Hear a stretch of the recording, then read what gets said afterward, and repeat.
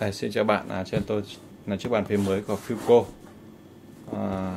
có mã là M10SP, tên là Magic Style Sacro, màu tương đối là lạ. Còn đây là sản phẩm sau khi đã unbox, là có cái bàn phím hai nửa đây ha. Thì ta sẽ nói kỹ hơn. Ngoài ra tặng kèm hai cái dây này nối từ máy tính đến bàn phím, dây này nối hai nửa nhau ha. Có tặng kèm thêm mấy cái keycap ha, nhỏ keycap, sách hướng dẫn, cái che bảo vệ bàn phím, tránh bụi trường hợp không dùng ha. Thì bàn phím này nó có gì đặc biệt? Nếu bạn ghép lại thì nó sẽ gần giống với bàn phím bình thường, trừ cái hàng phím macro ở giữa ra, nó có hai hàng ha. Và khi tách ra thì nó thành hai nửa khác nhau, và hai nửa này kết nối nhau bằng một cái sợi dây C2C này. Đây là sợi dây C2C của hãng nhé. Dây ngoài là sẽ không kết nối được các bạn ha. Và kết nối máy tính của bạn bằng cái sợi dây này ha. Giờ ta sẽ đi chi tiết cái bàn phím ha. Phía lửa bên trái này thì ngoài việc mà để nối với máy tính thì các bạn có một cái cổng nữa để cắm thiết bị phụ kiện như chuột, cổng tai A nhé, tương đối là chặt ha. Và một cổng C nữa để nối sang cái lửa còn lại.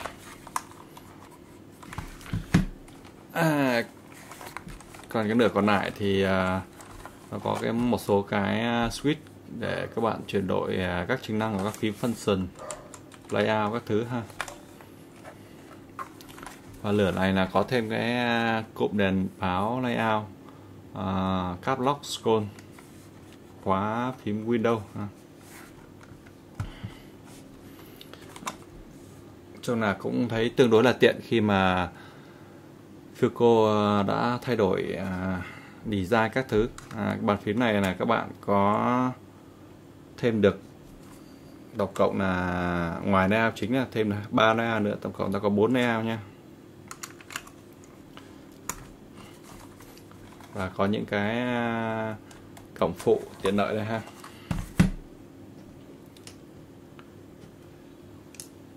Quên nói các bạn là ngoài mấy phụ kiện kia ta còn có 4 những chân để lưng vị trí. Phía mỗi cái đáy nó có 4 cái vít ở các góc để ta thể nắp cái loại chân này. Thì cái chân này nó chỉ có độ cao cố định thôi. Từ đây nó cho bạn xem.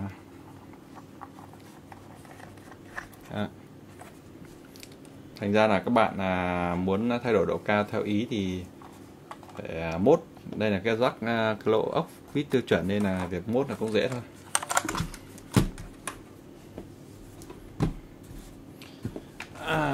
Thì để kết nối hai cái nhau thì các bạn dùng cái cổng tai C được tặng kèm này.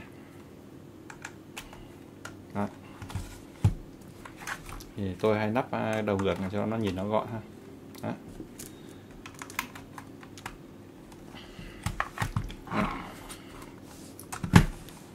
Vậy là đã nhận, bạn nhìn thấy đèn sáng không ha? Thì đây là không phải là layout tiêu chuẩn ban đầu mà tôi đã đảo một số cái phím như là Windows, Alt, Function Control và set macro cho nó. Thì cái bàn phím cái này là layout 70, các bạn có được cái phím di chuột ở góc bên này ha. Đó. Tôi sẽ zoom gần cho bạn dễ nhìn ha. Đó. Là trường hợp mà di chuyển chuột gần ấy, các bạn không cần phải cầm đến chuột nữa ha. Và vẫn có phím mũi tên, tất cả các phím chuột mũi tên này và cái phím in phía dưới này là cái function mà các bạn dần phím F ấy. Hàm F là có đi liền với số ha. tại vì nó có một cái hai cái hàng phím macro ở giữa này, nên là tôi đã set luôn về lên xuống back up back down, escape, delete, lập trình cho tiện ha. Đây là một số điểm rất mới của Filco, là bàn phím này hỗ trợ tới 4 layout và có thể set luôn được code mark, drawbox các thứ luôn bằng cái switch này thôi. Thì bằng cái switch hardware thì nó tiện là các bạn dùng nhiều OS khác nhau không bị vướng phần mềm. Một số bàn phím thì chủ yếu support trên Windows, thành ra là hơi vướng, hoặc là thêm nữa là Mac. Thứ hai là đầu tiên Filco có bàn phím mà tôi thấy là có thể update firmware. Trước có dùng NinjaJ thì cũng không, chỉ set được cái switch này thôi chứ không có firmware. Đây là con bàn phím đầu tiên có firmware ha.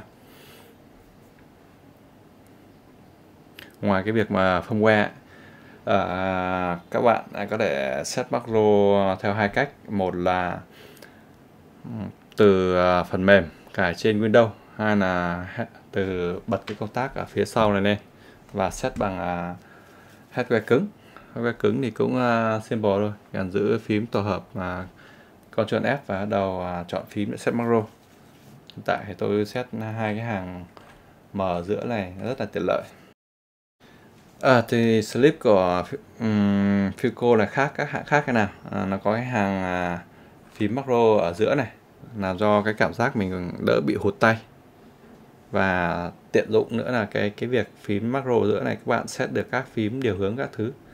Ví dụ ở đây tôi set back up back down sang phải trái lên xuống, escape, delete, nên là dùng nó tiện hơn hẳn và cái cảm giác nó đỡ trống trải khi mà tách nó ra này.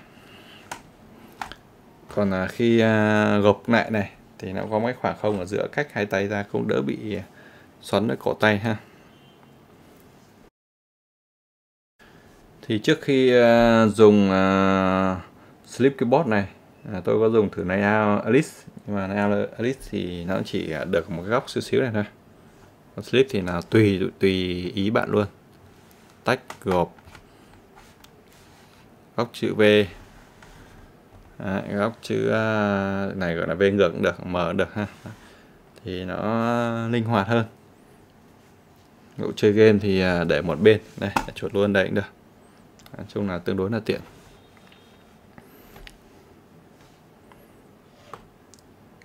Và dùng được hoàn toàn với Mac, nhưng mà cái phần mềm thì không có, dùng set bằng hardware nhé.